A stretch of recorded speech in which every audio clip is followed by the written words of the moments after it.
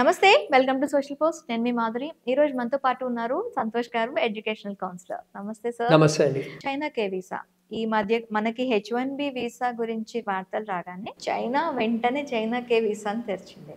So ఇంతకు ముందు China ఎలాంటి వీసాస్ ఆఫర్ చేసేది, దానికి ఈ చైనాకే వీసాకి ఉన్న డిఫరెన్స్ ఏంటి, అసలు దీన్ని ఎలా అర్థం చేసుకోవాలి? సో ఇప్పుడు చూడండి, ఫస్ట్లీ ఏంటంటే నేను చైనా వాళ్ళు చెప్పే మాటలు పర్సనలీ నేను I won't take it on face value. China ఏంటంటే very opportunistic country. Before we get into the technicalities, వాళ్ళు ఏంటంటే ఎక్కడైతే ఆపర్చునిటీ ఉందో వాళ్ళు అది వాడుకుంటారు. అంటే ఇప్పుడు ఇండియాకి యూఎస్ వచ్చింది కాబట్టి ఈ వీసా అనేది వాళ్ళు పెట్టారనమాట. టెక్నికలీ ఈ వీసా అనేది ఉంది, అంటే with a different name. It was always there. Same నేను చెప్పినట్టే యూఎస్లో కూడా చైనాలో కూడా సిమిలర్ థింగ్. ఫస్ట్ ఏంటంటే చైనాలో స్టూడెంట్ వీసా ఉంటుంది, దాని తర్వాత వర్క్ పర్మిట్ ఇస్తారు. బట్ చైనాలో మోస్ట్ డిఫికల్ట్ పార్ట్ ఏంటంటే సిటిజన్షిప్ అంత ఈజీగా ఇవ్వరు. అది ఎందుకంటే ఫస్ట్లీ గవర్నమెంట్లో ఇప్పుడు యూఎస్ అనేది డెమోక్రాటిక్ కంట్రీ. ఇప్పుడు మనకి 100K యూఎస్ వీసా ఉంది. సో కేసులు వేస్తున్నారు అండ్ కోర్ట్స్ కూడా మనకి వర్డిక్ట్ కూడా they will give a favourable verdict అంతా స్టడీ చేసి. బట్ చైనాది డిక్టేటర్షిప్ గవర్నమెంట్. సో వాళ్ళు ఎప్పుడైనా ఇష్టం వచ్చినప్పుడు రూల్స్ అనేవి చేంజ్ చేయొచ్చు.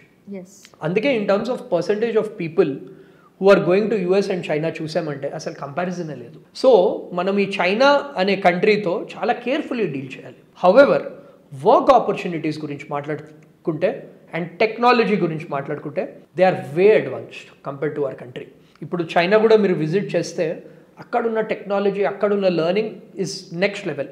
బట్ మీరు అడిగిన ఇంపార్టెంట్ క్వశ్చన్, స్టూడెంట్స్కి ప్రొటెక్షన్ ఆర్ స్టూడెంట్స్కి ఆ సపోర్ట్ అనేది చైనా నుంచి మనకి ఎక్కువ ఉండదు. ఎక్స్పెక్ట్ చేయడం కూడా కష్టమే. ఎందుకంటే ఇప్పుడు వాళ్ళు అది చెప్పారు, బట్ ఒఫీషియల్ ఇన్ఫర్మేషన్ ఇంకా ఏం రాలేదు.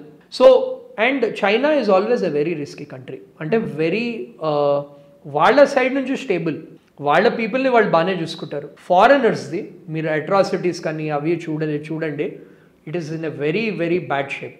అండ్ మన ఇండియన్ గవర్నమెంట్ కూడా ఎక్కువ చేయలేదు చైనాది. ఇప్పుడు యూఎస్లో ఏదైనా అయిందనుకోండి, there are proper communication channels through which diplomacy happens. చైనాతో మనం లాస్ట్ 2-3 years అసలు మాట్లాడలేదు. అంటే there have been no trade deals whatsoever covid నుంచి. దాని తర్వాత ఇప్పుడు ఈ మధ్య we started talking to China. So it is too early for students to take a decision to go to China. I wouldn't recommend it on a personal note. But however we should see how things pan out, because మనకు వచ్చింది కూడా న్యూస్తోనే. We still don't know the actual ground level reality.